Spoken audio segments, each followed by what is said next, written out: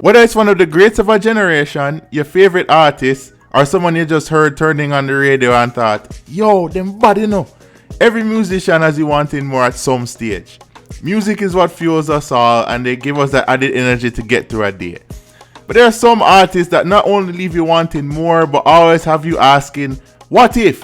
What if their peak was longer? What if they got more airplay or backing from industry players? What if personal demons didn't take hold of them? These 10 artists, from the elite talents to the promising acts, personify the what if tagline to a T, and either deserve better or didn't get as much out of the industry as their talents merited.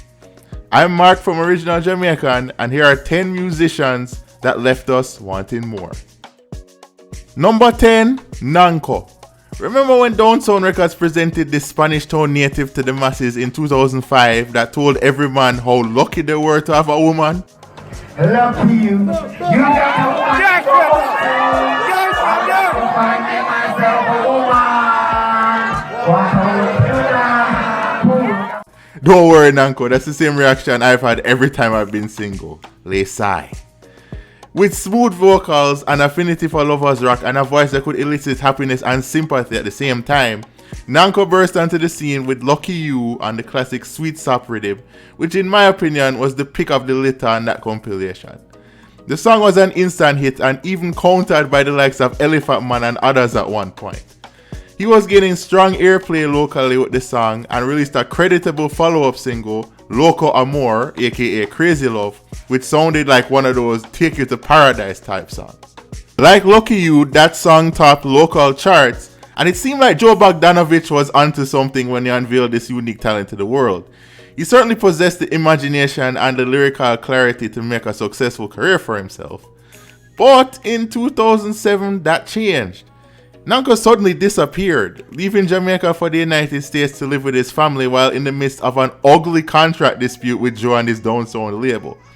Since then, he's largely been a novice in the mainstream, recording some singles while in the US, as well as recording a 15-track studio album in New York that was unreleased. Also expressing disillusionment with the business, single releases and stage show appearances have been sporadic for Denyque, with his last known one coming in 2019. He's believed to be living between Mandeville and the States as he tries to revamp his career. Number 9, IKEA. Known as the Wind of the Soul, this quality songstress was blowing people away with her powerful vocals and savvy stage presence. Watch any IKEA stage show performance and you'll understand just how good she is. She arguably sounds better live than she does on record.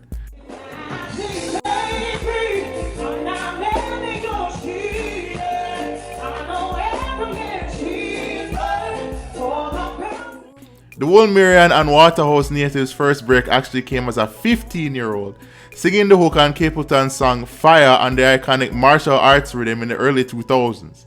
It wouldn't be until the late 2000s and early 2010s when IKEA found solo success thanks to hits such as Hard Way, Good Up, and most notably, Fly Away. Her songs had substance, she sounded believable, and again, when she performed live, she sounded even more prolific, which is a hard skill to pull off for any musician. Her success would earn her Sumfest and Sting showcases as well as Stone Love's Female Artist of the Year award, and it seemed like stardom was a given considering her work alongside Don Corleone and her growing popularity in Europe at the time. Since then, she's been relatively solid with songs such as Ugly Girl, Leave You Alone, and Nosy Neighbors alongside Dexter Daps to note. But airplay hasn't been as frequent as it was at the start of the last decade, and a long-awaited studio album from the songstress via VP Records has been promised for a long time but yet to materialize. The ability, the image, and the voice have long been there, plus the sex appeal too. But you get the feeling that we should be getting a lot more from her considering her talents and deserves a more solid backing to put those talents on show. Number 8, Timberly. When we talk about top female dancehall stars from the 2000s, Timberly is a name you don't hear about as much anymore. But make no mistake about it, she was indeed one of the best that the noughties offered. With one of the best names in the industry, Timberly Heaven, the Manchester native had a divine knack for switching sounds from a preppy high-maintenance uptown lady into a rough and tumble bad girl without missing a beat. That was never more evident than on her biggest hit, Bubble Like Soup, where she effortlessly switched personas and undertones, making a song ladies, regardless of where they came from, could vibe to.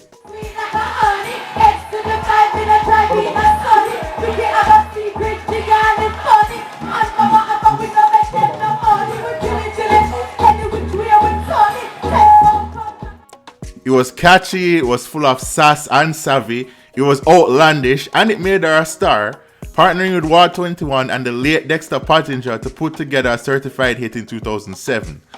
Alongside friend and label mate Tifa, she formed a formidable duo that recorded multiple singles together, including Notinky Winky, you can take a guess what that's about, among others.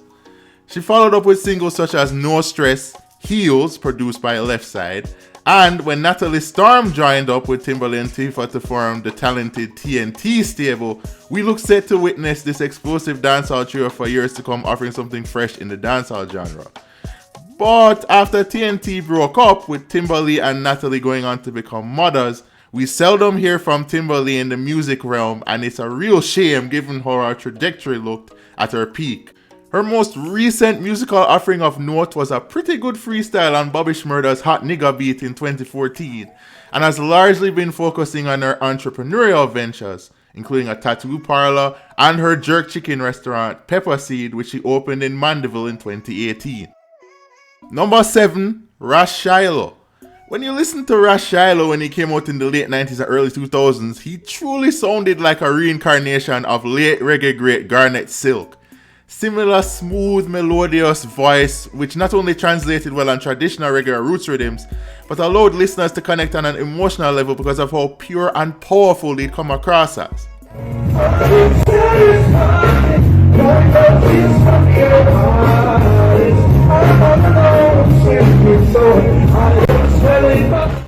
Born in Brooklyn, New York to Jamaican parents, Ras Shiloh's first break came on the Lalabella rhythm with the hit Are You Satisfied? The song charted well locally and people really took attention to his distinct sound. He also added efforts such as Unto Zion We Go and Child of a Slave, as well as featuring on Buju Banton's Lord Give I Strength, which further legitimized his stock in the industry. But then, as the years went by, Shiloh simply fell off the map. Aside from a few songs dedicated to his vocal twin, Garnet Silk, among other recordings with Penthouse Records, Shiloh hasn't been heard much for the better part of 2 decades. A man known for sticking to his principles, and with the landscape of local music drastically changing over the years, he simply seems to have been lost in the shuffle. With the right promotion, he could have gone on to enjoy some proper success, but he did at least leave us with some timeless numbers to look back at anytime we need for all our mates. Number 6, Abidja. Speaking of Rastafarian artists that got lost in the shuffle, Abidja is another fine example of a legitimate talent with huge potential that didn't get nearly the backing or promotion from his musical cohorts that he certainly warranted. I said the moon will ever shine for me, the sun will never die on me. Now we see your children live forever. The star is there and count. The brother-in-law of dancehall legend King Yellowman, Abidja was a huge hit in 2002 and 3 thanks to his sound which mirrored the heart of the motherland. Along with Live, a quite underrated single, he really made his mark with the song Revelation, which topped local charts for over 6 months. He was refreshing and one of the number of new generation reggae acts that were taking over the scene during that period. He later released a remix of Revelation alongside Beenie Man, as well as Overcome, where he teamed with platinum-selling singer and former 90s teenage heartthrob Tevin Campbell. The sky seemed to be the limit for the multi-talented performer, but visions of greater mainstream success soon became cloudy, and for several years we heard nothing of note from Abidja aside from a few stage shows and such. Plus, Abidja has been constantly moving between Jamaica and the US, recording while pursuing other interests in his life. In recent years, he collaborated with his brother-in-law on a few songs, notably on a song called The Rootsman. Much like prior entries on this list, Abidja has also been a victim of a lack of substantial airplay, but his revelation is one that will live long in the memory of true reggae lovers. Number 5, Denyque. In an island completely dominated by reggae and dancehall music, it's admittedly hard to break out performing via other genres. But one singer who did so, for a while anyway, was Denyque Dontre Wells, now Denyque Mullings.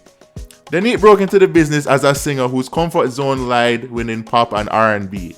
Her first notable hit was Can't Breathe back in 2009, but it was in 2010 where she arguably reached her peak with the song Supergirl and the classic City Life rhythm, which also featured notable hits from Queen Ifrica, Agent Sasco, and Sean Paul. Working with super producer Jeremy Harding, she also released the catchy summertime song Summer Love, as well as Hooked on Me, which was featured in Vibe magazine at one point. You know what let me hear you say? Once the sun goes down, summer love ain't always gonna be around.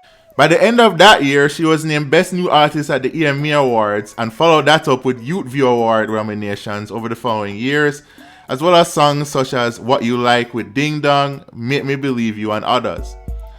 Also managed by Jade Lee, notable for helping bring the aforementioned Sean Paul to prominence, Denyque had everything. She legitimately has one of the best voices in the islands, plus had the backing of big industry names and even had the image to go along with multiple publications including Complex magazine, recognizing her as one of the most gorgeous international singers around. But even with that, even with the catalog she put out, it never truly felt like she was appreciated locally.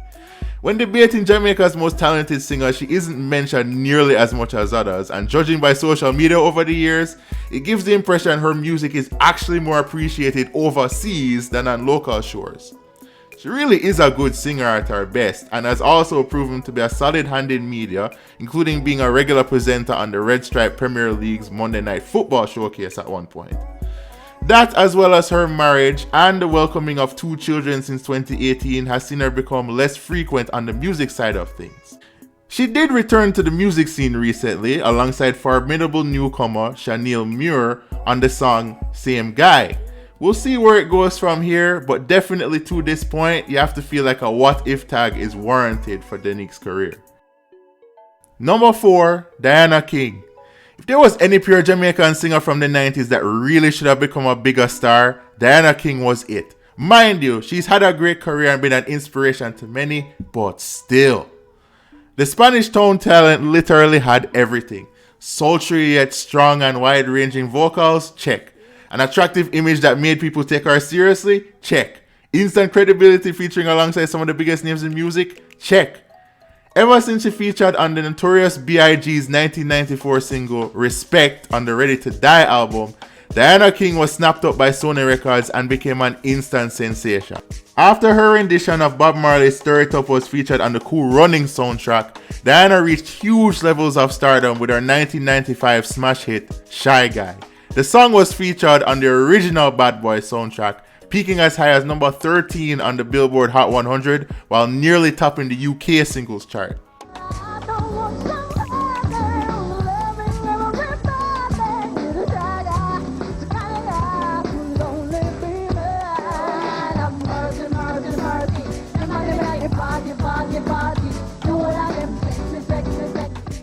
She then found huge Billboard success again 2 years later thanks to her rendition of Dionne Warwick's Sailor to Prayer, which was featured on My Best Friend's Wedding, the Julia Roberts cult classic movie, and the song reached top 40 in the Hot 100.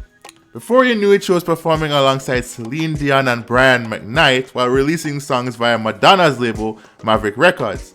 She also had a frankly underrated hit alongside Bounty Killer with Summer Breezin' in 2002. After that though, her airplay significantly dwindled. Some projects were either delayed or exclusively released in Japan, and her look noticeably changed, with more tattoos among other things. For years, rumors in Jamaica were rife regarding her sexuality, and she became more scarce with her public appearances. In 2012, on her Facebook page, King confirmed that she was lesbian and was coming out publicly for her own peace of mind after long doing so privately. She also later revealed that she had been abused growing up and ostracized by her family after coming out. Being one of the first notable Jamaican artists to come out as LGBTQ became a touchy subject for many locals, but she hasn't let that deter her life, continuing to record and even got married in 2018. Regardless of our preferences, there is no doubt that for a while, one of the most successful crossover acts was Diana. But it could have been and should have been so much more given her 90s success. Number 3, Patra. Speaking of 90s successes who should have built on their high-flying momentum, one of dancehall's greatest female acts is another one who falls into that category.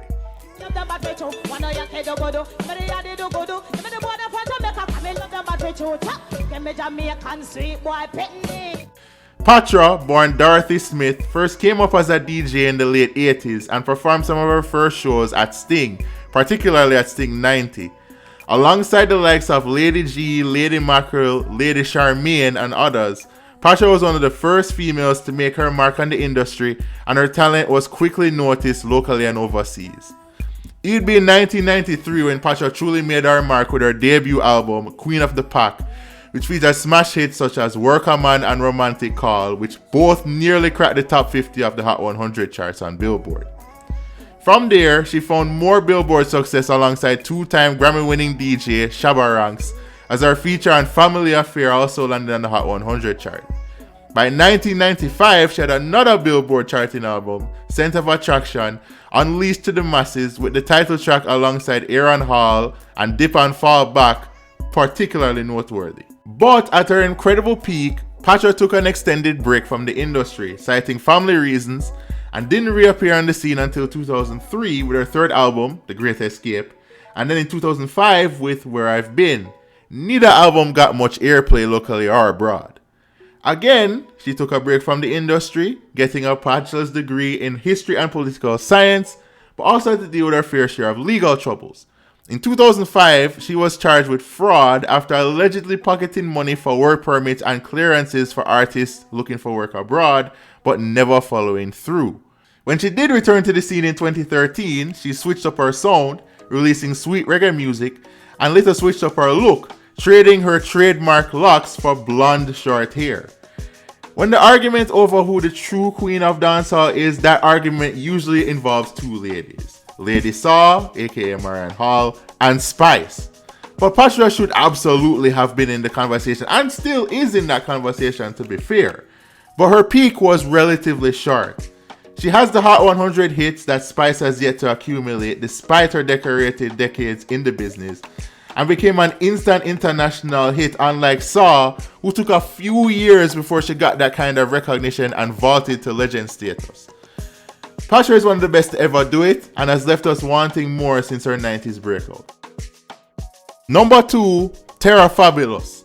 One of the premier DJs of the 90s, Terra Fabulous won acclaim with his rough-edge style and lyrical clarity, making him a force alongside other newbies at that particular time, including Wayne Wonder and his vocal twin of sorts, Buju Banton. Ask anyone from that era of dancehall and they'll tell you very few could master a rhythm like Terra, with his versatility as well as his ability to storytell without forced emotion or exaggeration. Oh yes, good boy. Me sing, show me Uno and all original the gunman. Terra Fabulous sing, show me Uno Steve. His huge break came in 1994 with the chart-topping smash Action alongside Nadine Sutherland, making him a big-time household name internationally. The song reached the top 50 of the Billboard Hot 100 while also being named in Vibe magazine's 50 greatest duets of all time. Other top-notch efforts such as Gangsta's Anthem, Pop Style, and Miss Goody Goody alongside Maxi Priest, plus his work alongside late legendary producer Bobby Digital, and his stage show presence won him credence among peers and followers. Unfortunately, a fallout with another prominent producer, Dave Kelly, who produced Action, was the first domino to fall in his career descent, and a long hiatus from the music scene soon followed, with his last studio album coming in 1996. Additionally, there was endless speculation about Terra's mental health. In a rare interview with Large Up magazine in 2012, Terra admitted he had mental health issues but rejected notions from friends in the business that he was a bipolar person.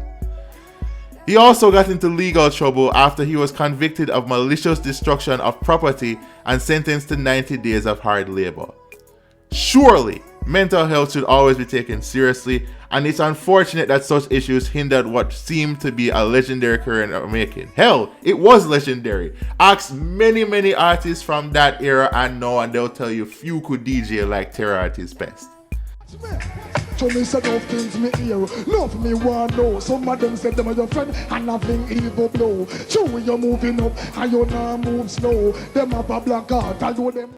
There is little doubt that Terror Fabulous had the talent to be an even bigger legend than he became, and his place in dancehall folklore can never ever be disputed. And number 1, Tessanne Chin.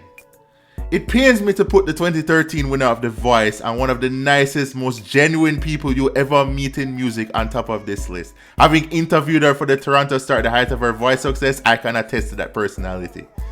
But when you look at the body of work compared to the sheer talent that Tessanne Chin possesses, there is truly an imbalance, and quite frankly, it's kind of sad. She proved during her run on The Voice, a run that culminated in a full halfway tree mirroring peak Olympic season, when she was named the winner of The Voice in December 2013. It was a run that saw her dare to sing covers of Whitney Houston and Gladys Knight, and she nailed them to a T despite those being some of the hardest covers to sing. A run that had Adam Levine gawking over her and vice versa. A run that showed the world what we already knew she had, but was never fulfilled until this moment. Before all this happened though, she hit a home run with her chart-topping smash Hideaway, which merged elements of reggae, rock, and pop, and is honestly one of the best love songs / ballads you ever hear from a Jamaican singer. The fact she had to go on a talent show to prove her worth was both a bold self-investment to showcase what she had, and a crippling indictment of the local industry that didn't capitalize on her abilities and maximize it to its full potential.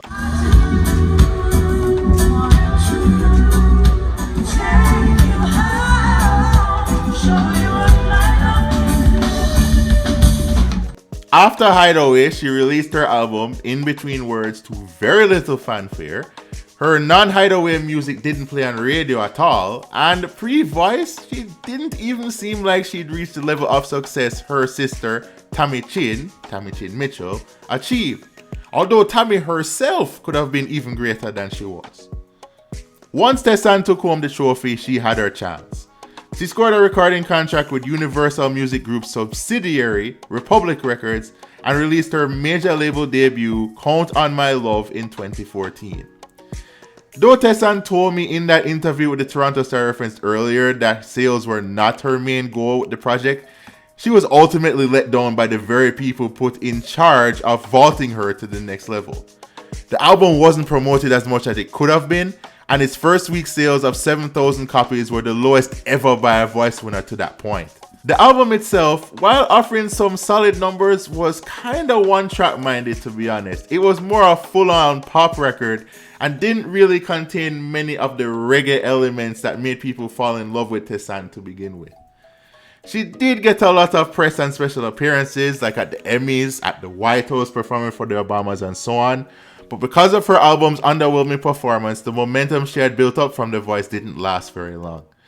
She hasn't released many singles, despite reports of another album being on the way, and now that she's enjoying motherhood for the first time with her daughter Zaya Christine, it's unknown when next we'll hear a fresh Tessanne song.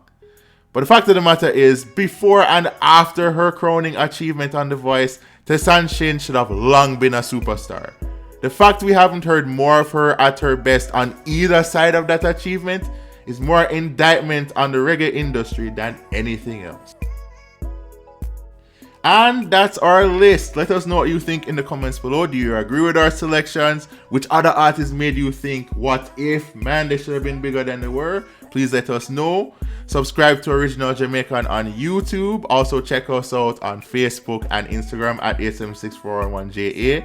Check out our t-shirts on Teespring and check out our newest merchandise. If you want to get your father something special for Father's Day, check out these custom made mugs. Special mugs for your dad on this special occasion. Make sure to get him one. Hit us up to get one right away if you want to give your dad something nice for Father's Day this year. I'm Mark from OriJinal Jamaican, and I'll see you soon.